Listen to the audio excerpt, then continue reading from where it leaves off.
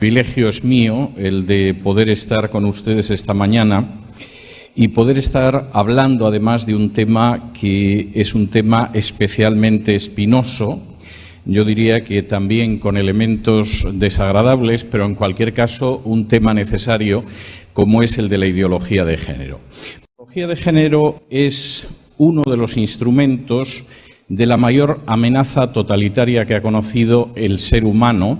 Y no exagero si digo que implica un cambio del género humano, hablando de la humanidad en términos generales, muchísimo mayor de lo que en su día pudo pretender el nazismo alemán o el comunismo.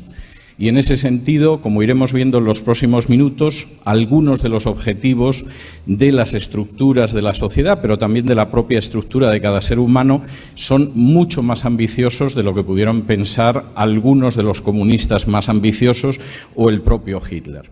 La gente que estuvo aquí el miércoles y que tuvo ocasión de escucharme recordará que yo hacía referencia a una agenda globalista, y una agenda globalista que pasaba necesariamente por eliminar tres obstáculos. El primero de los obstáculos eran las distintas identidades culturales y nacionales que se alzan frente a un proyecto que es globalista.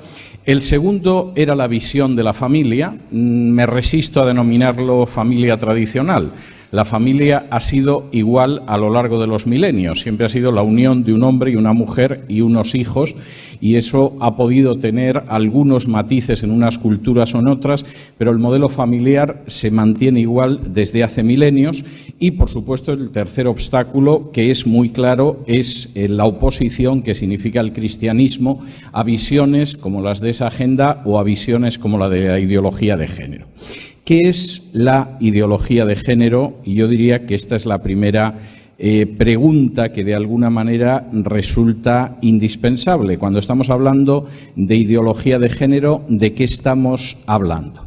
Bueno, pues estamos hablando de que en realidad, a partir de la ideología de género, la diferenciación sexual de los seres humanos no tiene ninguna importancia y lo que importa es la denominada división de género. Voy a intentar explicar esto porque es bastante serio. Además, implica utilizar la palabra género de una manera que no se ha utilizado nunca en español ni tampoco en otros idiomas. Es una palabra que se utiliza con un contenido distinto.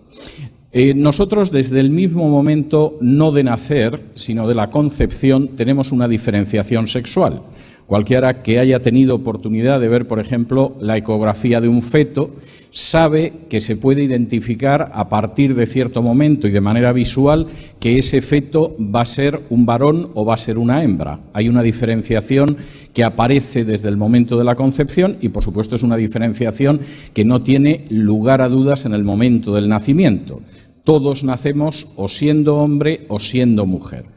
Salvo casos excepcionales de malformaciones genéticas, no hay ninguna duda en el sentido de que somos hombres o mujeres. Y eso está determinado biológicamente, no es una construcción social, es algo que viene biológicamente. Está tan determinado biológicamente que si, por ejemplo, una persona se realizara una operación de cambio de sexo y decidiera amputarse los genitales masculinos y construir una especie de vagina, seguiría siendo biológicamente un hombre. Su formación cromosómica no varía porque le operen los genitales, y al revés, si una mujer decidiera extirparse los genitales femeninos y que le impusieran una especie de pene artificial, seguiría siendo una mujer operada, si ustedes quieren un tanto extraña, morfológicamente, pero cromosómicamente no habría cambiado en absoluto, seguiría siendo una mujer, hormonada con un pene artificial, pero mujer a fin de cuentas. Puede que, según la legislación de algún país, hubiera dejado de ser Manolo y ahora fuera Manolita, pero biológicamente la situación seguiría siendo la misma a pesar de las inyecciones masivas de hormonas. La ideología de género sostiene que eso no es así. No somos hombres y mujeres por razón de la naturaleza o por razón de la biología, sino que la sociedad nos construye como hombres y como mujeres. Por darles una definición de una de las ideólogas de género más conocidas en Europa, los hombres y las mujeres son construcciones del sistema heterosexual de producción y reproducción que autoriza el sometimiento de las mujeres como fuerza de trabajo sexual y como medio de reproducción. Es decir, los hombres y las mujeres no nacemos como hombres y como mujeres. Las mujeres teóricamente tampoco son la parte de la especie humana que de manera natural reproduce a la especie humana, lleva durante 9 meses en su seno un nuevo ser y le da vida, sino que en realidad eso es un producto del sistema heterosexual de producción y reproducción. Esto, en términos meramente biológicos, es un disparate colosal. Es decir, no hay un sistema que impone o que haya impuesto en algún momento de la historia que las mujeres van a tener hijos y no lo van a tener los hombres. Es decir, eso no es una decisión que se tomó un día en una tribu africana y de pronto a partir de ese momento decidieron que los hombres engendrarían hijos y las mujeres los iban a dar a luz. No, de manera natural los hombres y las mujeres están configurados así, como existen otras especies que están configuradas de otra manera. Y por supuesto la idea de que además los hombres y las mujeres no existen como tales, sino que eso es fruto de un sistema social, es absolutamente disparatado. Es algo que niega la naturaleza. Pero la idea es tan clara en ese sentido que, por supuesto, se parte de la base de que como en realidad no pertenecemos a sexos determinados por la naturaleza, sino que tenemos un género que supuestamente crea la sociedad, también supuestamente ese género se puede cambiar. De la misma manera que si usted en un momento determinado estudia medicina y a mitad de la carrera de medicina decide que la medicina no es lo suyo y que va a abandonar la medicina y va a estudiar leyes, se supone también que teóricamente en un momento determinado una persona a la que le han dicho que su género es hombre o su género es mujer puede cambiar tranquilamente y cambiar de género. Y cambiar de género además de la manera más natural del mundo, como el que cambia de camisa. Esto, insisto en ello, es algo que choca de manera frontal con la propia biología y la propia naturaleza. Y voy a intentar explicar la manera en que se intenta imponer algo que aparece desmentido a simple vista. Es algo falso, es algo que queda determinado en su falsedad simplemente con el análisis de los cromosomas de una persona. Según los cromosomas somos hombres o somos mujeres y lo somos desde el mismo momento de la concepción, pero es algo que se impone porque implica la posibilidad de acabar con el modelo de familia y sobre todo implica la posibilidad de una transformación social con una profundidad que no se ha producido nunca en la historia y un cambio total de los seres humanos. ¿Cómo se impone esa ideología de género y cómo se consigue que efectivamente en un momento determinado la gente acabe aceptando la ideología de género a pesar de que está desmentida por la naturaleza? El primer medio para la imposición de la ideología de género son los medios de comunicación. Socarides, que era un psiquiatra norteamericano, posiblemente el primer experto en homosexualidad que había en Estados Unidos y que estaba muy indignado cuando de pronto decidieron que no se abordara el tema de la homosexualidad desde una perspectiva psiquiátrica. Decía que era tan disparatado como si en un momento determinado los médicos decidieran que la diabetes no es una enfermedad y que no hay que tratarla, y por supuesto pobres diabéticos a ver cómo afrontaban esa situación. Socarides contaba la experiencia de que un día estaba viendo en televisión, en su casa, junto a su mujer, un desfile del Día del Orgullo Gay. Y que mientras estaba viendo las imágenes, pues de hombres vestidos de mujeres, de hombres semidesnudos, de lesbianas besándose, las carrozas, etcétera, de pronto escuchó que su mujer decía: están lavando el cerebro a la sociedad. Y él comienza uno de sus libros explicando que efectivamente en cuanto a este tema la sociedad está siendo objeto de un lavado masivo de cerebro. Cuando él escribía el libro parecía algo simplemente circunscrito, limitado a los Estados Unidos. A día de hoy, por supuesto, tiene un alcance universal. Es posible, les voy a explicar por qué es posible utilizar masivamente la mentira desde los medios. Primero, el 90% de la información que proporcionan las agencias de prensa, de las cadenas de televisión mundiales, de las grandes cadenas de radio mundiales, de los grandes rotativos mundiales, de las películas, de los documentales y hasta de las series de dibujos animados están en manos de tan solo 7 empresas transnacionales. De manera que, por supuesto, en el Perú, si alguno de ustedes quiere convertirse en una empresa independiente y hacer series de televisión o dibujos animados para niños, etcétera, lo puede hacer, pero su alcance es muy limitado porque el 90% está en manos de un número muy limitado de empresas que además controlan la distribución mundial. Es decir, supongan que de pronto algunos de ustedes deciden hacer películas de contenido edificante. El alcance de esas películas siempre sería limitado, no solamente por los inversores, por el coste, porque habría que ver cómo se sale de un mercado regional o de un mercado nacional, sino porque además tendrían problemas de distribución.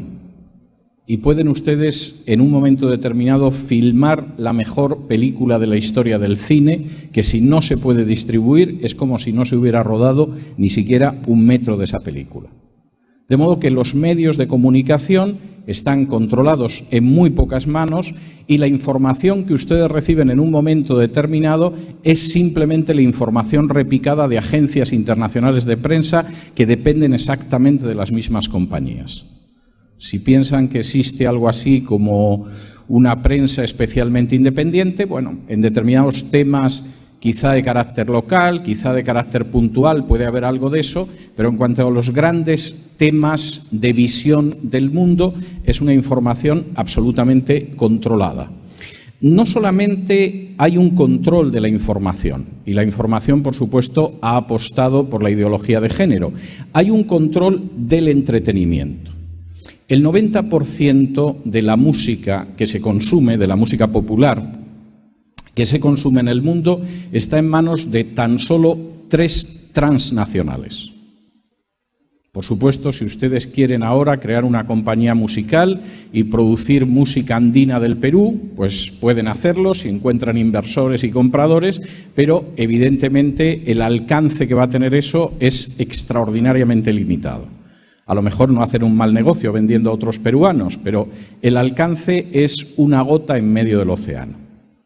Las grandes compañías de distribución de vídeos musicales, de canales de televisión donde continuamente se repiten esos vídeos musicales y de producción de música, y les sugiero que en algún momento se pongan a ver los contenidos de estos canales musicales, porque es muy común que el contenido sea ocultista, promiscuo, abiertamente favorable a las relaciones homosexuales y además de una manera nada oculta. Es muy común que uno vea a una cantante y al mismo tiempo unas imágenes de 2 mujeres besándose y acariciándose o 2 hombres en la misma situación. Esto es común, no hay que buscar un canal específicamente oculto. Vean cualquiera de los canales musicales y van a ver exactamente lo que se consume desde edades muy juveniles. Eso está en manos de tan solo 3 compañías transnacionales. Y eso implica lo mismo vídeos de Madonna, que de Miley Cyrus, que de Shakira o de Lady Gaga. En cualquiera de los casos, el 90% está en manos de 3 compañías solo. Y parece ser que las 3 compañías tienen una idea muy clara también sobre lo que es la ideología de género. Sucede con las películas y las series de televisión. Según el país, el avance de la ideología de género es mayor o menor, pero, por ejemplo, en España hace prácticamente un cuarto de siglo en el que es imposible encontrar una serie de televisión que sea una comedia donde no exista un homosexual especialmente simpático, donde no sean todos los padres de familia unos idiotas integrales y donde lo ideal casi sea una mujer que vive absolutamente sola y que se va acostando eventualmente con distintos vecinos, compañeros de trabajo o gente que conoce en una excursión. Ahora, esto que parece casual no es casual, se corresponde con una agenda. Y yo les desafío a que vean cuántas series de televisión que hay ahora mismo en antena y que sean producidas por las grandes multinacionales. No estoy hablando de alguna serie perdida del Perú o de México, son series en que el matrimonio es un matrimonio normal, que tiene sus problemas, pero que intenta atender a sus hijos, y donde el padre es una persona que no es un perfecto estúpido al que sus hijos adolescentes ponen en ridículo continuamente como si fuera un retrasado mental. Esto no es casual, obedece a una agenda y surge de las mismas transnacionales que, insisto, son solo 3. Junto con la manipulación que aparece en la música, en el ocio, en la diversión y en la información, está la manipulación del lenguaje. Hay una serie de palabras que actúan auténticamente como si fueran conjuros mágicos. Y en el momento en que esta palabra se utiliza, provoca un efecto paralizador frente a cualquiera que quiera, no voy a decir enfrentarse, meramente intentar discutir la ideología de género sin admitirla dogmáticamente. Cuando uno, por ejemplo, plantea que el matrimonio homosexual es algo discutible, una de las palabras mágicas es homófobo.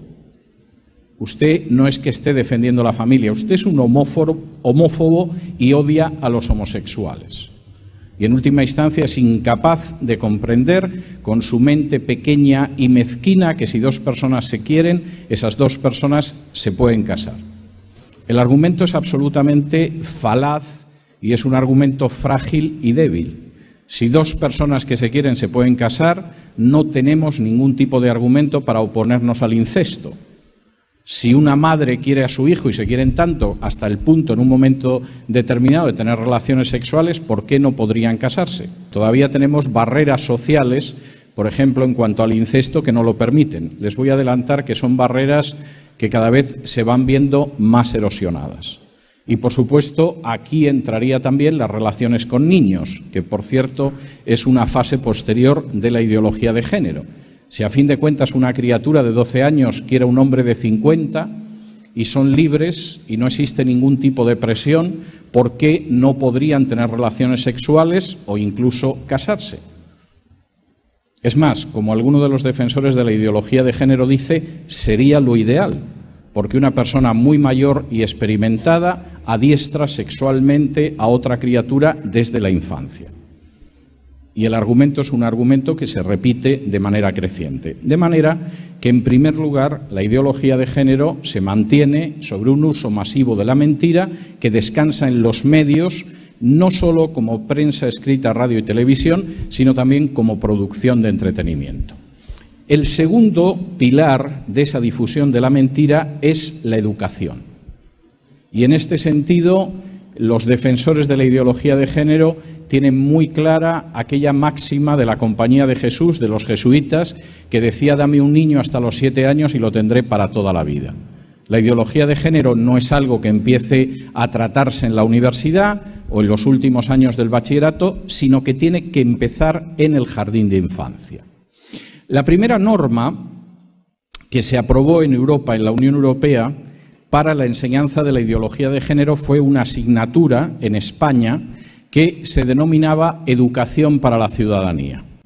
Teóricamente, la educación para la ciudadanía iba a enseñar a los niños la Constitución española, la Convención Universal de Derechos Humanos, etcétera. Pero al mismo tiempo, a los niños también se les enseñaba las ventajas de la ideología de género y el hecho de que no estamos determinados por el sexo que tenemos al nacer, sino por nuestras opciones de género. Y esto implicaba que niños con 3 años, que por regla general tienen entre sus problemas más cercanos el control de esfínteres o aprender cómo se abrochan los cordones de los zapatos, ya recibían una educación en este sentido. Los libros de texto en España para esas edades muestran a pececitos que se quieren entre sí, pececitos y pececitas que se quieren entre sí. Hay ejercicios en jardines de infancia para tocar los genitales de los otros niños y que se puedan ir conociendo desde edad temprana, y hay enseñanzas que insisten en que la separación entre varón y hembra, entre hombre y mujer, no necesariamente tiene que ser la única separación, porque en la naturaleza hay otros ejemplos. Por ejemplo, hay animales que son machos y hembras a la vez, como los caracoles. O, estoy citando libros de texto, hay animales en los que la hembra pone los huevos y los machos los incuban, como los caballitos de mar. Claro, pretender que efectivamente el ser humano de alguna manera puede adquirir cualquier rol, cualquier género sexual que quiera, porque los caballitos de mar tienen una hembra que pone los huevos y tiene unos machos que los incuban, es un disparate. Pero aparece en los libros de texto, salvo que lleguemos a la conclusión de que en realidad deberíamos ser caballitos de mar, es decir, el modelo de desarrollo del ser humano, hombre o mujer, es el caballito de mar o el caracol.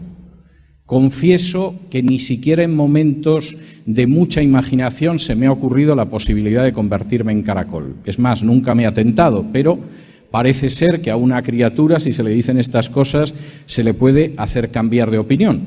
En otros casos, la propaganda insiste de tal manera en el cambio de género que, por ejemplo, como ahora mismo señala una campaña educativa en una de las regiones españolas, hay 4 clases de niños y niñas. Hay niños con pene y niños con vagina, niñas con vagina y niñas con pene. Y el dibujo son 2 niños y 2 niñas desnudos que van cogidos de la mano corriendo por el campo y efectivamente una niña tiene vagina y otra tiene pene y un niño, que es claramente un niño, tiene pene y otro niño tiene vagina. No hace falta que les diga que eso es un disparate, es decir, todos sabemos que los niños no tienen vagina y las niñas no tienen pene. Pero para la ideología de género, ese cambio de género es lo normal y hay que buscarlo.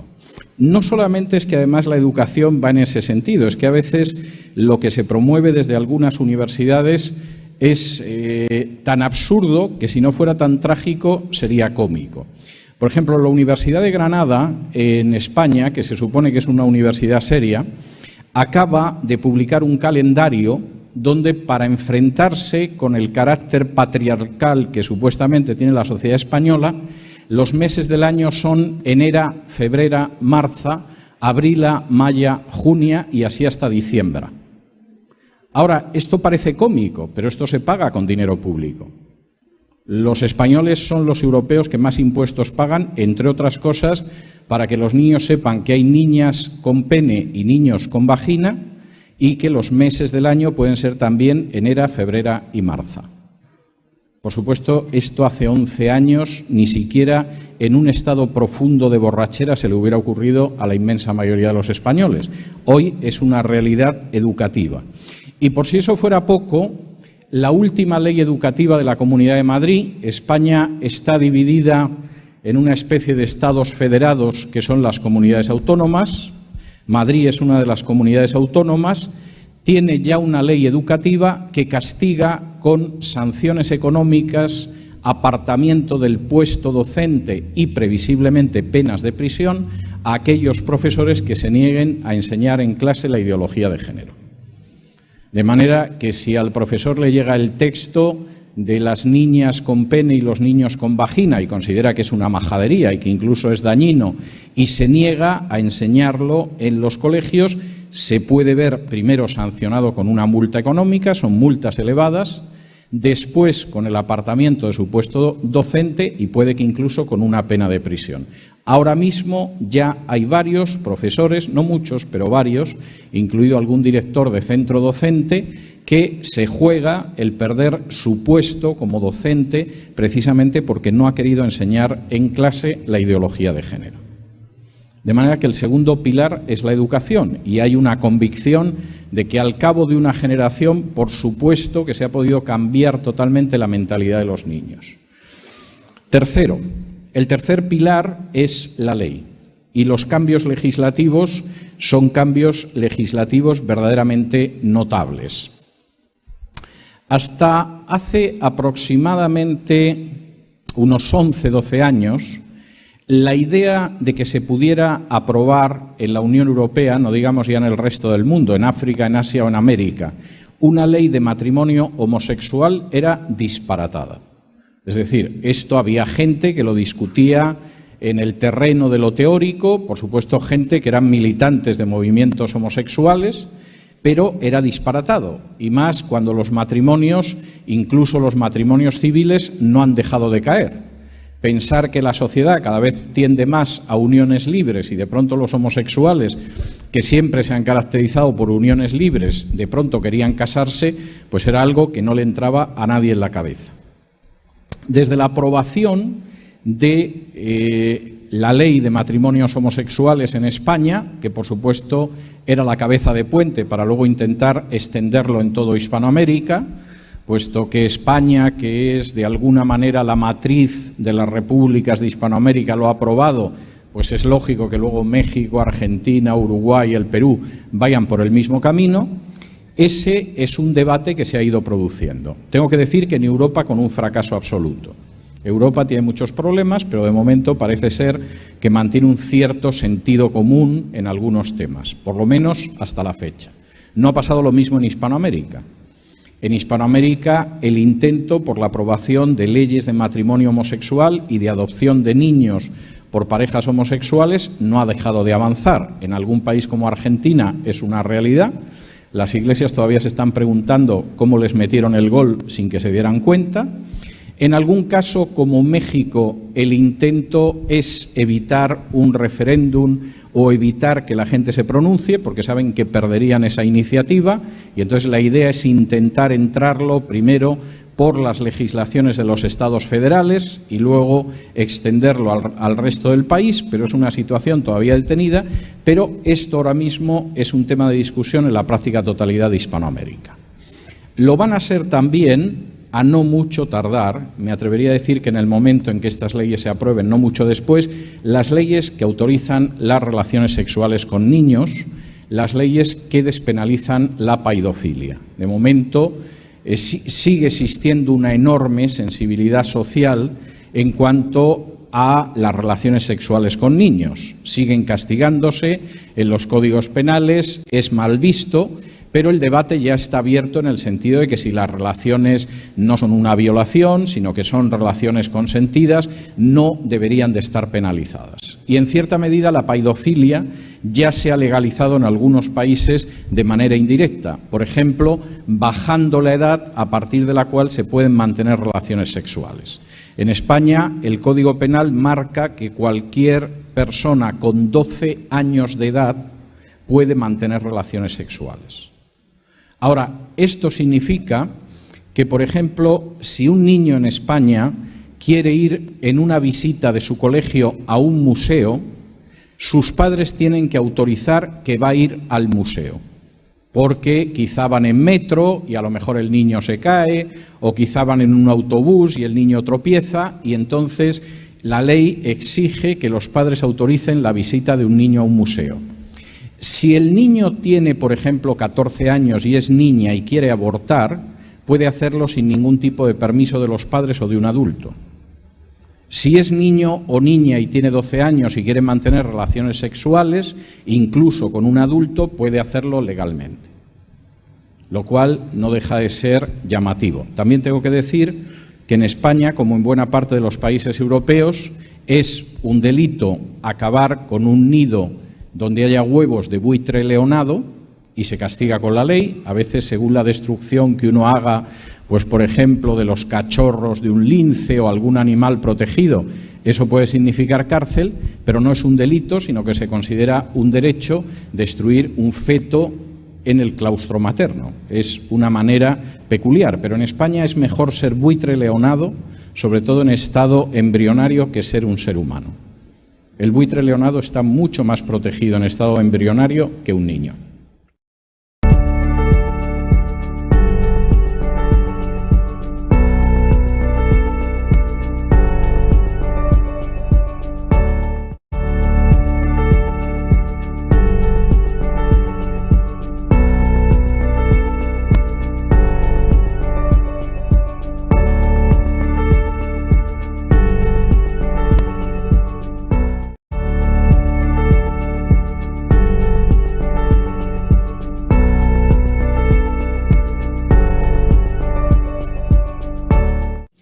La ley, además, ha empezado a alterar principios legales indiscutibles, al menos desde las revoluciones liberales de los siglos XVIII y XIX. A diferencia de lo que eran las leyes del antiguo régimen, las anteriores a las revoluciones liberales, donde golpear a un noble era más castigado que golpear a alguien del pueblo, y donde robar a alguien de la aristocracia o de la Iglesia o del gobierno era mucho peor que hacerlo con una pobre persona que pasaba por la calle, las leyes posteriores a las revoluciones liberales insisten en la igualdad ante la ley. Todas las personas deben ser castigadas de la misma manera por los mismos delitos. Luego esto se puede cumplir o no, esa es otra cuestión, pero al menos el principio jurídico, legal, indiscutible hasta la ideología de género, es que los mismos hechos merecen los mismos castigos. Y no puede haber un privilegio a la hora de que se produzcan determinados hechos. Eso ha desaparecido con la ideología de género. Por ejemplo, la práctica totalidad de las leyes contra la violencia de género que se han publicado en Europa, especialmente la española, suelen castigar a los varones con el doble de la pena que a las mujeres. Es decir, si una mujer le da un sartenazo a su pareja masculina, eso es una falta. Si el sartenazo se lo da la pareja masculina a la mujer, es un delito y tiene pena de prisión. Lo cual supongo que habrá gente a la que le entusiasme, pero esto es retroceder siglos dentro de lo que es la valoración de los delitos. Las consecuencias de esto son tremendas. Por ejemplo, se calcula que en España más del 80% de las denuncias por maltratos a mujeres son denuncias falsas. Y se ha ido descubriendo que son falsas. Acusar de un maltrato que es falso facilita las causas de divorcio, la concesión de los hijos, la cuantía de las pensiones por separación y divorcio, etcétera, etcétera, etcétera. Prácticamente todas las semanas hay algún hombre que después de estar un año en prisión injustamente se acaba demostrando que no había hecho nada y sale, pero hay que ver cómo está su vida después de un año o de más tiempo en prisión. Todavía voy a ir más allá. Las leyes contra la denominada violencia de género, no violencia doméstica, sino violencia de género, son leyes que no han solucionado el tema de la violencia doméstica. Y de hecho no solucionan el tema de la violencia doméstica porque la violencia doméstica no tiene nada que ver con el género. Aunque, por ejemplo, en España se falsean las estadísticas. Cuando se habla de violencia doméstica, nunca se incluyen los casos de violencia de los hijos contra los padres, de los padres contra los hijos o de las mujeres contra los hombres. Solamente los casos en los que hay supuestamente violencia de hombres hacia mujeres, nunca de mujeres hacia mujeres o de hombres hacia hombres. Es decir, la violencia de género también excluye a lo que son las parejas de tipo homosexual, que se supone que tienen que llevar una vida plácida, no como los matrimonios, que todo el mundo sabe que son infiernos en los que no debería vivirse y es una institución con la que hay que acabar. Cuarto, el cuarto pilar de la imposición de la ideología de género es el control del cristianismo. Y este es un tema que les puede sonar muy extraño, pero seguramente si hace 10 años yo hubiera estado contando aquí en el Perú lo que acabo de decir en los minutos pasados, ustedes hubieran pensado que me había escapado a alguna casa de locos, porque era algo inconcebible. Ahora simplemente está empezando a aparecer aquí, pero están ustedes en los inicios. El control del cristianismo por parte de la ideología de género ya ha avanzado en 3 terrenos. Por supuesto, varía mucho según el país, pero hay 3 terrenos en los que ha ido avanzando. El primero es la edición de Biblias gays. Biblias que generalmente se denominan Biblias inclusivas. A veces aparecen como Gay Bible directamente y hay un arco iris en la portada de la Biblia, etcétera, etcétera. Pero si tienen ustedes curiosidad, por ejemplo, por ir a Amazon, encontrarán que hay 2 o 3 ediciones de la Biblia gay, que sustancialmente es una Biblia donde cada vez que van ustedes a algún texto de la Biblia donde prohíbe las prácticas homosexuales, aparece una nota a pie de página explicando que no tiene nada que ver con las prácticas homosexuales. Es como en las Biblias católicas, cuando uno va a Marcos 6:3, donde se habla de los hermanos y las hermanas de Jesús, y la nota de la Biblia católica es para decirte que los hermanos no son hermanos y las hermanas no son hermanas. Es decir, se parte del prejuicio previo y cuando el texto dice lo contrario decimos que el texto no lo dice. Y son ediciones de la Biblia verdaderamente notables. Esto a ustedes les puede hacer gracia, pero si vieran el debate que hay ahora mismo en el seno de algunas denominaciones en Estados Unidos, porque algunas iglesias ya han decidido que casan parejas homosexuales y son inclusivas, que es el término. Las demás iglesias a las que pertenecemos son excluyentes. No permitimos que la gente entre en la iglesia, somos guetos cerrados e intolerantes. Las otras iglesias que casan a 2 hombres o a 2 mujeres son inclusivas y tolerantes. Se darían cuenta de hasta qué punto este es un gran problema. El primero es la edición de esas Biblias. El segundo es la construcción de una teología supuestamente cristiana, pero abiertamente en defensa de la ideología de género. Algunos lo denominan la theology queer. Queer es una palabra bastante fuerte en inglés para definir a los homosexuales, y no la voy a traducir, pero indica bastante, yo diría, que el atrevimiento, la soberbia y la seguridad de los que patrocinan esta teología. Por ejemplo, autores como Hugh William Montefiore es uno de los teólogos que incluso ha escrito un libro donde supuestamente se demuestra que Jesús era homosexual. O una de las autoras teólogas de la teología queer, Marcella Althaus Reid, ha escrito un libro que se llama The Queer God, que sería algo así como el Dios homosexual, solo que la palabra es mucho más fuerte, donde sostiene que en la Biblia hay hermosas y conmovedoras historias a favor de las relaciones homosexuales. De manera que en ese sentido el avance de la teología es notable. Bueno, si alguno tiene una edición de no hace mucho tiempo, de hace un par de años, de un diccionario bíblico que publicó una importantísima editorial evangélica en español y va al artículo sobre Esther, va a descubrir que el autor, por cierto un compatriota mío, sostiene que Mardoqueo era homosexual. No he conseguido saber cuál es la lejanísima base para afirmar que Mardoqueo era homosexual. Como no sea que no se le conocía novia, sinceramente no consigo saber cómo se puede llegar a la conclusión.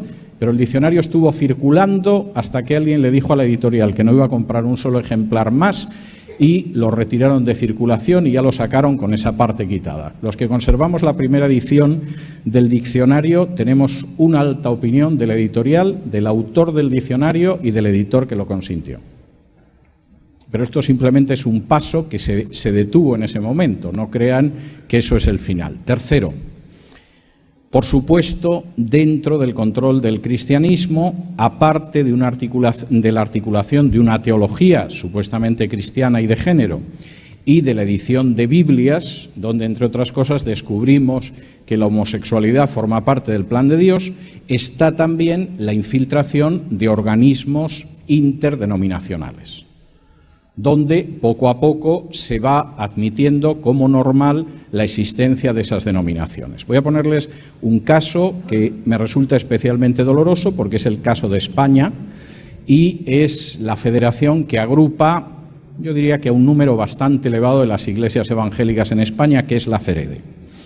Desde hace años, alguna de las denominaciones integradas en la FEREDE se dedica a casar homosexuales. En algunos casos, esto ha provocado tensiones muy fuertes dentro de la denominación.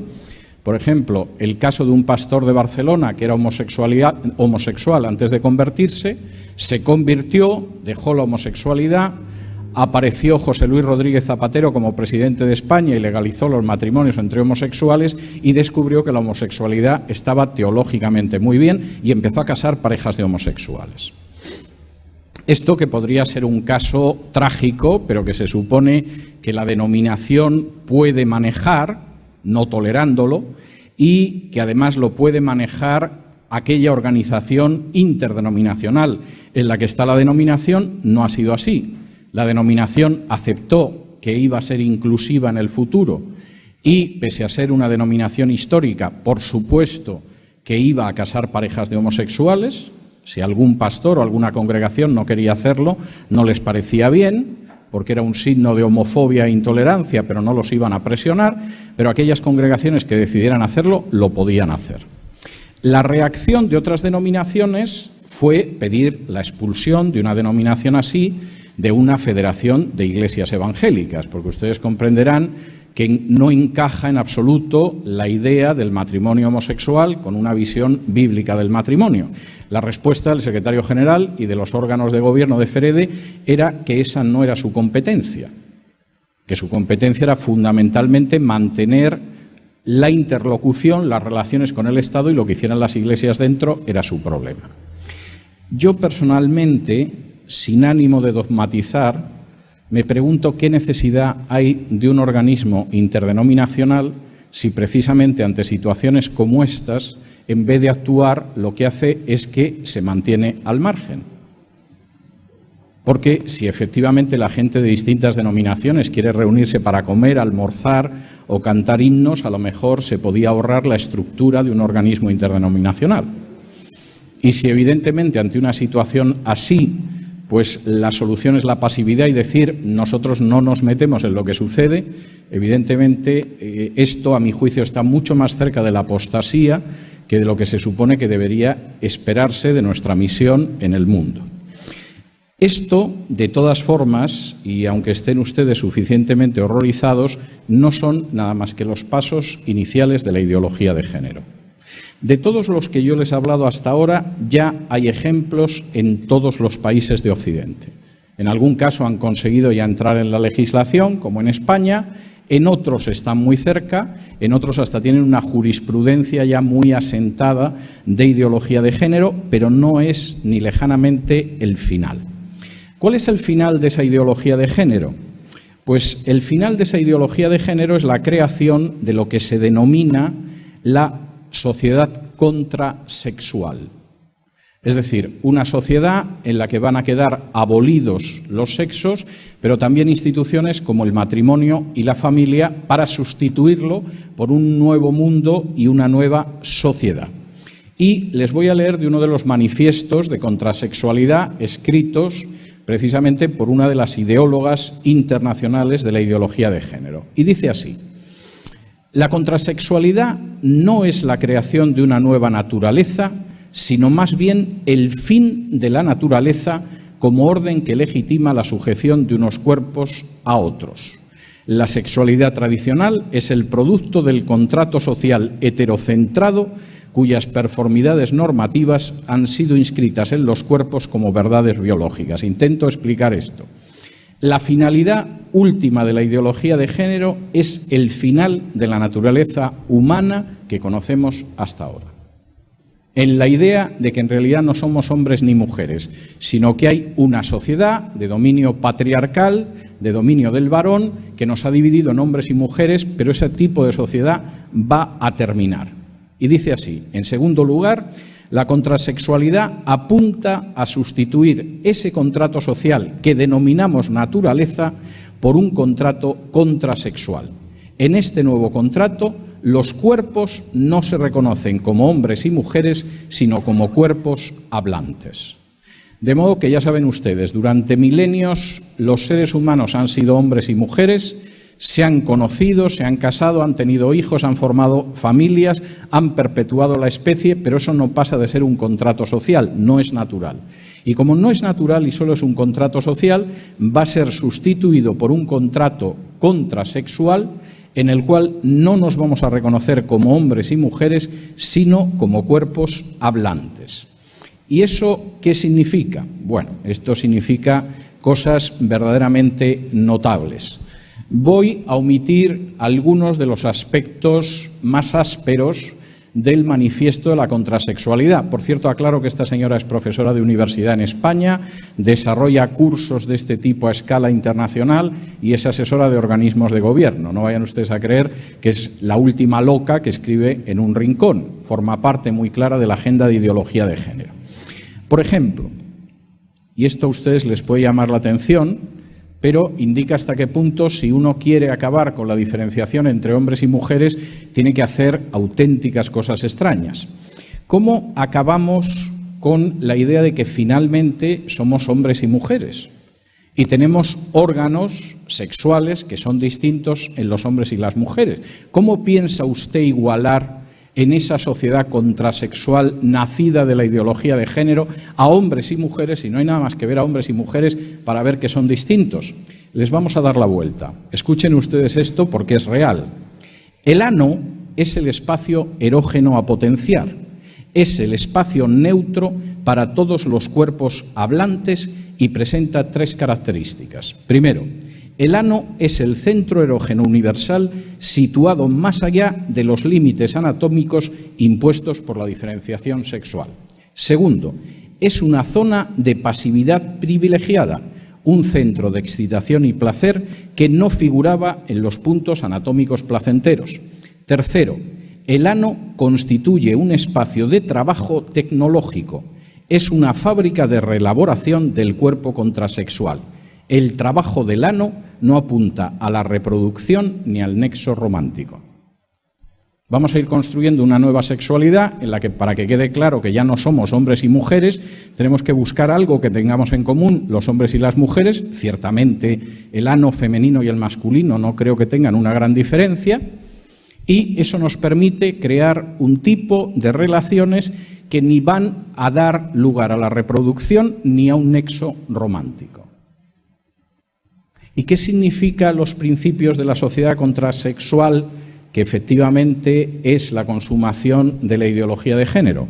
Les voy a leer algunos de los principios porque son muy reveladores. Primero, la sociedad contrasexual demanda que se borren las denominaciones masculina y femenina correspondientes a las categorías biológicas del carné de identidad, así como de todos los formatos administrativos y legales de carácter estatal. Primero, desaparecerá la idea de que existe un sexo masculino y un sexo femenino. Quisiera adelantar que esto en algunas legislaciones ya es así.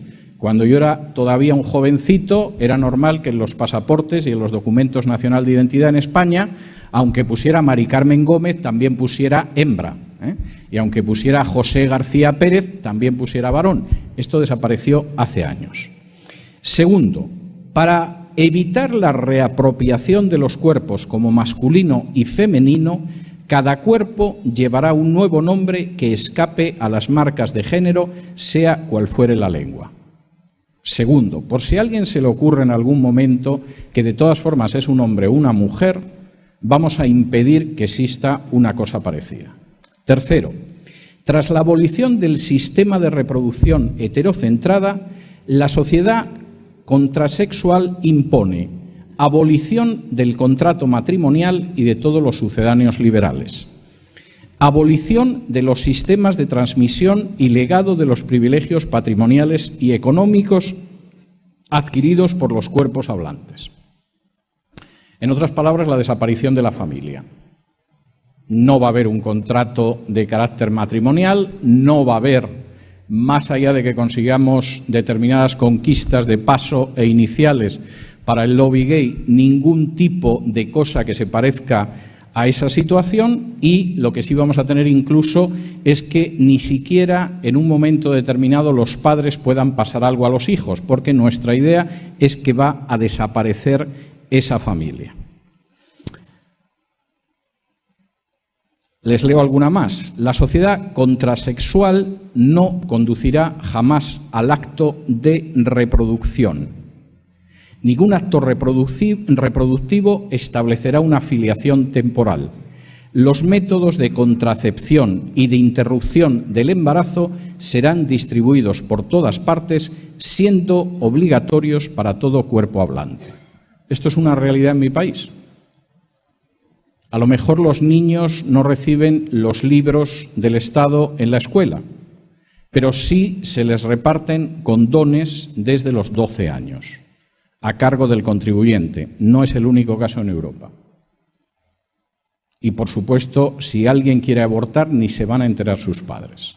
Es más, si los padres quisieran oponerse, van a tener un problema seguramente con el juez. Fíjense que esta es otra. La contrasexualidad denuncia, persigue y castiga las políticas psiquiátricas, médicas y jurídicas que impidan los cambios de sexo y facilitará los cambios de sexo a travestis. Esto es una realidad también en mi país. Existe un sistema de medicina social que cubre, se supone que a todos los españoles y a los extranjeros que residen en España, que no cubre, por ejemplo, la odontología o el tratamiento psiquiátrico, pero que sí paga el cambio de sexo. Y por si alguien de alguna manera considera que lo del cambio de sexo puede tardar mucho o considera que puede ser traumático, a fin de cuentas que te extirpen los genitales con los que han nacido, aunque creas que efectivamente ser hombre o ser mujer es algo que ha decidido la sociedad y no la naturaleza, si alguien decide no esperar a eso y cambiarse el nombre, lo puede hacer legalmente aunque no esté ni siquiera operado. En estos momentos en España tú te puedes llamar Manuel, te presentas en el registro civil, dices que a partir de ahora eres Manuela y te inscriben como Manuela, lo cual es algo extraordinario, porque tú te presentas en estos momentos en España en un hospital y dices que eres Simón Bolívar y te meten en un manicomio, pero tú te llamas Manuel y dices que eres Manuela y el Estado te da dinero. Lo cual, insisto, si no fuera tan trágico, sería profundamente cómico. Noveno, la sociedad contrasexual demanda la abolición de la familia nuclear como célula de reproducción y de producción de consumo. Se establecerán e implantarán relaciones corporales individuales y prácticas en grupo que se enseñarán mediante imágenes y textos contrasexuales. Y ustedes dirán, no puede ser que efectivamente se acabe aboliendo la familia nuclear y se sustituya por prácticas sexuales en grupo. Uno de los problemas médicos más serios en estos momentos en la Comunidad de Madrid y en España para los médicos son las relaciones sexuales en grupo de los adolescentes. No voy a describir algunos de estos juegos que ahora son muy populares en España y que los médicos han terminado asustándose y han acabado apareciendo en los medios de comunicación porque ha significado una extensión verdaderamente salvaje de las enfermedades venéreas. Pero claro, cuando 6 o 7 chicos con 6 o 7 chicas se dedican a mantener sexo grupal, es muy difícil que no se produzca un brote de enfermedades venéreas y es muy difícil que no se lo contagien a los otros que practican el sexo en grupo. Y esta práctica, que arranca, entre otras cosas, de la educación sexual de las escuelas, no se ha descubierto hasta hace apenas 2 meses, cuando ya varios médicos hartos de tratar adolescentes con enfermedades venéreas, estoy hablando de muchachos y muchachas de 13, 14, 15 años, terminaron contándoselo a algún periodista y diciendo no sabemos qué hacer. Porque es un tipo de práctica sexual que destruye cualquier tipo de relación afectiva, porque es un tipo de práctica sexual que está destrozando el aparato generador de muchas chicas que no son conscientes de las enfermedades que contraen y porque es un tipo de práctica sexual que está multiplicando la extensión de enfermedades venéreas entre la población juvenil de Madrid y realmente no vemos cómo pararlo. Y algunas de esas actividades sexuales en grupo, como una conocida como el muelle, pues es una de las consecuencias directas de enseñar la ideología de género. Ahora, insisto, esto son pequeñas pinceladas solamente de lo que es la ideología de género, pero la pregunta que yo querría hacerles es si realmente ustedes quieren eso para ustedes y para sus hijos. Y si realmente la sociedad que a ustedes les gustaría ver en el futuro es una sociedad que efectivamente camina hacia una abolición sistemática de la familia natural, una sociedad donde efectivamente tenemos que aceptar que en realidad no somos hombres ni mujeres, sino un género que viene impuesto socialmente, y una sociedad donde efectivamente esa identidad va a desaparecer para sustituirse por un género que es transexual. Por cierto, una sociedad además mucho menos libre, porque cualquiera que se atreva a enfrentarse con esta forma de progreso es homófobo, es retrógrado, alimenta el odio, es contrario a las libertades, es intolerante y es un monstruo, lo suficiente como para que se le empiece a multar, después se le quite su puesto de trabajo y, llegado el caso, se le arroje a la cárcel. ¿Y cómo nos enfrentamos, cómo reaccionamos frente a una agenda de este tipo que no solo es nacional? Olvídense de la idea de que esto es algo que surge de pronto en un país nada más, es una agenda muy bien determinada y es una agenda internacional y se va desarrollando en la medida en que puede desarrollar en cada país. ¿Cómo se reacciona frente a una situación de ese tipo? Primero, tienen que ser ustedes capaces de identificar las mentiras que les sirven en bandeja. Si me acompañan ustedes al libro de Génesis, donde aparece descrita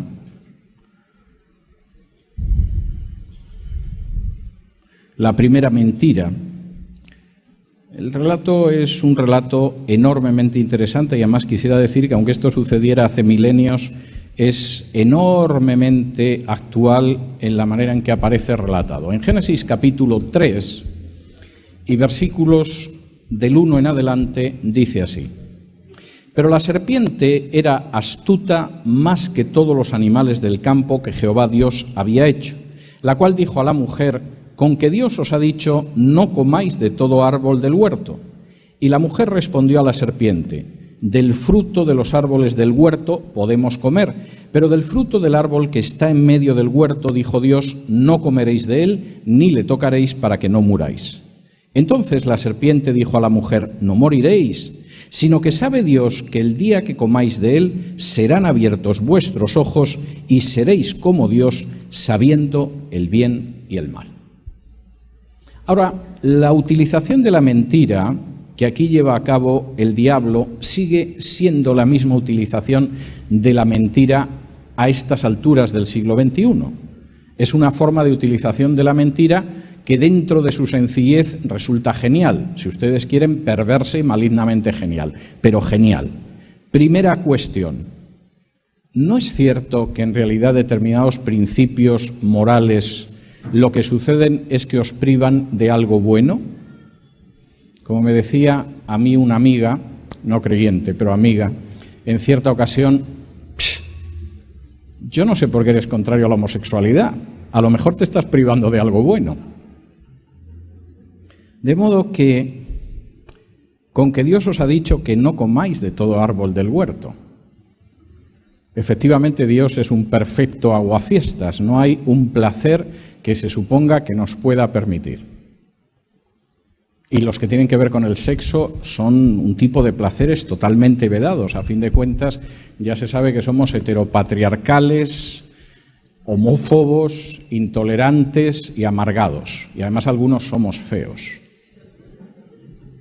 Respuesta de Eva: hombre, no, la mentira que me estás diciendo es inaceptable. En realidad podemos comer del todo. Hay un árbol que ese sí que nos ha dicho que no lo comamos y además que no lo comamos por nuestro bien. Es decir, no, mire, no tenemos nada en contra del sexo, es algo maravilloso, creado por Dios para muchas cosas buenas, ¿no? Tenemos una opinión muy distinta del sexo que no es el sexo que Dios ha querido. Por ejemplo, Dios no ha querido la prostitución, Dios no ha querido la explotación sexual de niños, Dios no desea relaciones que no sean relaciones que tienen un proyecto de futuro y una estabilidad entre un hombre y una mujer. Dios no desea relaciones estériles, como son las relaciones homosexuales, etcétera, etcétera, etcétera. Pero si usted piensa que el cristianismo es algo que está opuesto al sexo y lo ve como algo negativo y todo lo demás, léase el Cantar de los Cantares y saldrá de su profundísimo error. Entonces la mentira va un paso más allá. Mira, de verdad que no es tan malo, os estáis perdiendo algo bueno. Y algo bueno que va mucho más allá de lo que os podéis imaginar. Porque si comes el fruto, no es que el fruto está bueno y os lo estáis perdiendo, es que además los efectos que eso tiene son maravillosos. Vais a ver el mundo de una manera distinta. Lo vais a ver como si fuerais Dios. Es más, vosotros sois los que decidís lo que está bien y lo que está mal. No creas a tu naturaleza que cuando te miras de arriba abajo te dice que eres un hombre o una mujer. No seas estúpido. Te estás perdiendo cosas muy buenas por no saltar al otro lado. Ni sabes lo que te pierdes. Es más, es que es como si fueras Dios. La sociedad te ha cargado ser hombre o mujer, pero tú puedes cambiarlo.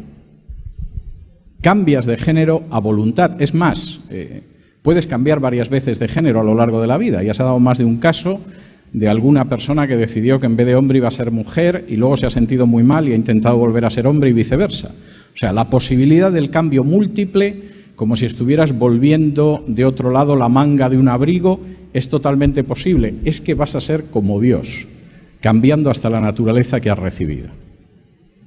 La estructura de la mentira siempre es la misma. Y si no sabemos identificar la mentira, acabamos dándole un mordisco al fruto. Y lo que viene después no es que vamos a ser como dioses, es el colapso de la situación en la que estábamos. Y nuestras sociedades están llevando al colapso a la familia con todo lo que eso significa. Ustedes no pueden imaginarse, de verdad que no se lo pueden imaginar, lo que significa que una familia no funcione para una sociedad.